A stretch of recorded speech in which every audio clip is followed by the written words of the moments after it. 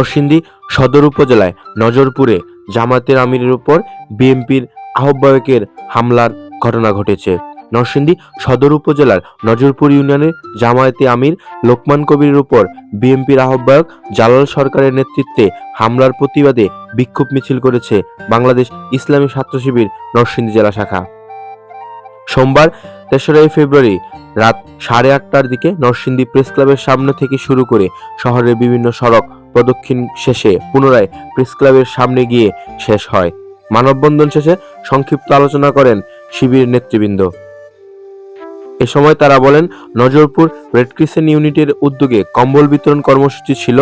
এ সময় ওই অঞ্চলের বেশ কিছু ছিন্নমূল সাধারণ মানুষ বঞ্চিত হওয়ায় তার প্রতিবাদ জানান নজরপুর ইউনিয়ন ছাত্র শিবিরের সভাপতি তানভীর আহমেদ, সেক্রেটারি মেহেদী হাসান শুভ সহ অন্যান্যরা। পরবর্তীতে সেখানে ইউনিয়ন আমিরের লোকমান কবির উপস্থিত হলে তাদের উপর অতর্কিত হামলা চালায় নজরপুর ইউনিয়ন বিএনপির আহ্বায়ক জালালউদ্দিন সরকার ও তার সহযোগীরা।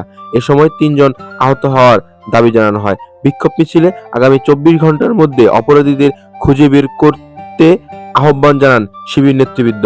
ভুক্তভোগী নজরপুর ইউনিয়ন জামাতের আমির বলেন, এলাকায় কম্বল বিতরণ নিয়ে অনিয়ম হয়েছে, যা প্রকৃতপক্ষে কম্বল দাবিদার তারা কম্বল পাওয়া থেকে বঞ্চিত হয়েছে। বিষয়টি প্রতিবাদ করলে ইউনিয়ন বিএনপির আহ্বায়ক জালালের নেতৃত্বে আমার উপর হামলা চালানো হয়। আমি নরসিংদী সদর হাসপাতালে ভর্তি রয়েছি। এই ঘটনায় থানায় লিখিত অভিযোগ দেওয়ার প্রস্তুতি চলছে।